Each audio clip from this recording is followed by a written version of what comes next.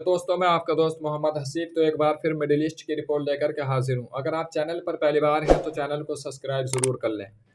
Iran की आला कमान के जासूस ने बताई थी इसराइल को हसन नसरुल्लाह की सटीक लोकेशन। आज की बहुत बड़ी खबर है ये, बने रहिए अपडेट के साथ। हिजबुल्लाह के पूर्व नेता हसन नसरुल्लाह की मौत के बाद बहुत सारे सवाल उठ रहे हैं कि आखिर इसराइल को कैसे मालूम पड़ा कि 6 बड़े बड़े टावर के नीचे हिजबुल्लाह के नेता हसन नसरुल्लाह बंकर में मौजूद हैं। हिजबुल्लाह का हेड क्वार्टर यहाँ पर मौजूद है। सवाल काफ़ी उठ रहे हैं। लोगों के दिमाग में एक चीज़ चल रही है कि कोई तो है जो इसराइल को पूरी जानकारी दे रहा है और कोई बहुत ख़ास है जिसकी वजह से इसराइल को सारे नेताओं की लोकेशन पता चलती है। हसन नसरुल्लाह की मौत को लेकर एक बड़ा खुलासा एक अखबार ने किया है। अखबार का नाम है ले पेरिस।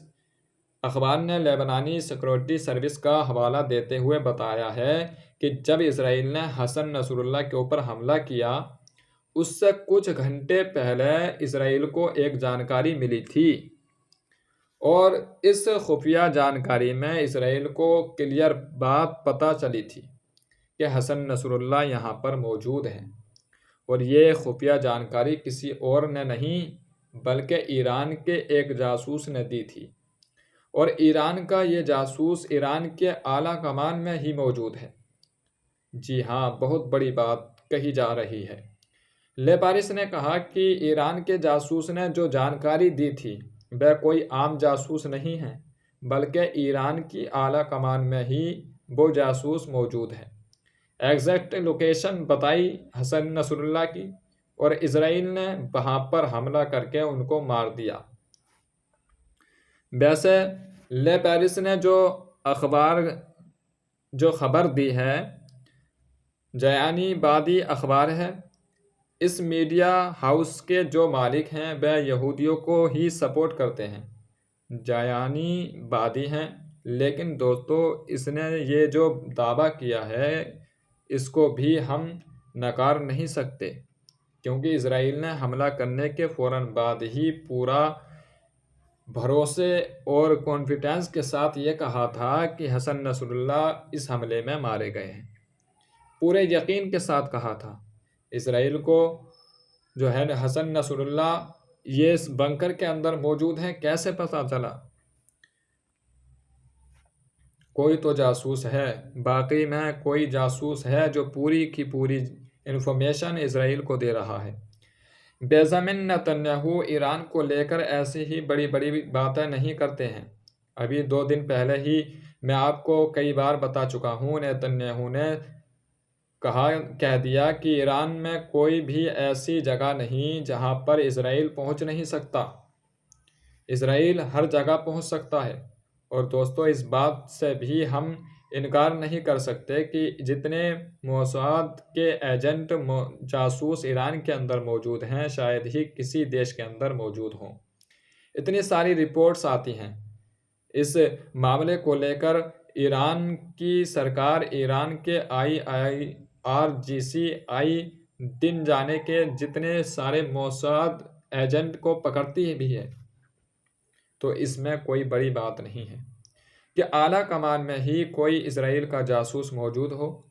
मैं जानता हूँ ये यहाँ पर कुछ लोग ये कहेंगे कि आपस में एक दूसरे को इस तरह की बातें कर रहे हैं, लेकिन दोस्तों ज़रा ये यहाँ पर दिमाग चलाने की भी ज़रूरत है कि आखिर कैसे एग्जैक्ट लोकेशन पता चलती है इसराइल को कि फ़लाँ नेता वहाँ पर मौजूद है। इसराइल डिफेंस फोर्सेस की तरफ से कहा गया है कि हमारी अभी लिस्ट ख़त्म नहीं हुई है। हम जो अब की बार हमला करेंगे, हमारी लिस्ट बनाई हुई है। उसमें अगला नंबर जो है वो ईरान के सुप्रीम लीडर आयतुल्ला खान का है। जितने लोग भी मिडिल ईस्ट में हमारे ख़िलाफ़ हमले कर रहे हैं, हमारे ख़िलाफ़ ऑपरेशन चला रहे हैं, उन सभी को हम इस दुनिया से ख़त्म कर देंगे, ये इसराइल ने कहा है।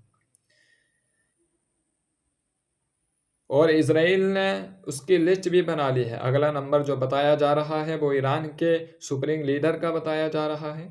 नेतन्याहू ने ईरान के लोगों को एक मैसेज दिया, टीवी पर लाइव आया और इंग्लिश में एक मैसेज दिया कि ईरान के लोगों, हमें आपसे कोई दुश्मनी नहीं है, हम आपका बुरा नहीं चाहते हैं, हम नहीं चाहते कि आपके ऊपर हमले करें और आपको मारें। आपके ये जो नेता लोग हैं, ये आपको मरवाना चाहते हैं।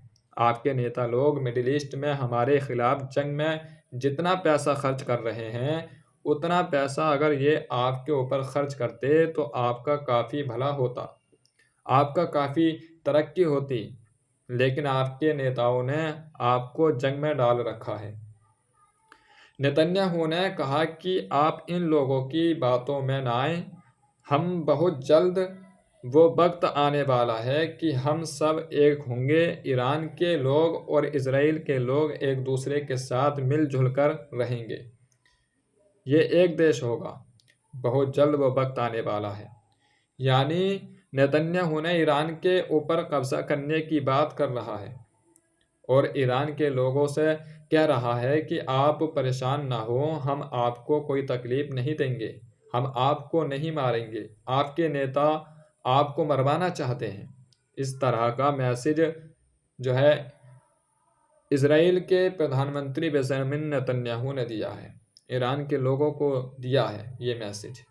ईरान के राष्ट्रपति ने कहा कि जब इजराइल ने इस्माइल हानिया को हमारे देश के अंदर मारा था, उसके बाद हमारी IRGC इजराइल से बदला लेना चाहती थी, इजराइल के ऊपर हमले करना चाहती थी, तो हमारे पास मैसेज भेजे गए, हमसे कहा गया कि अगर आप इजराइल के ऊपर इस्माइल हानिया का बदला लेने के लिए हमला नहीं करते हैं तो गाज़ा में हम सीज़ फायर कर देंगे।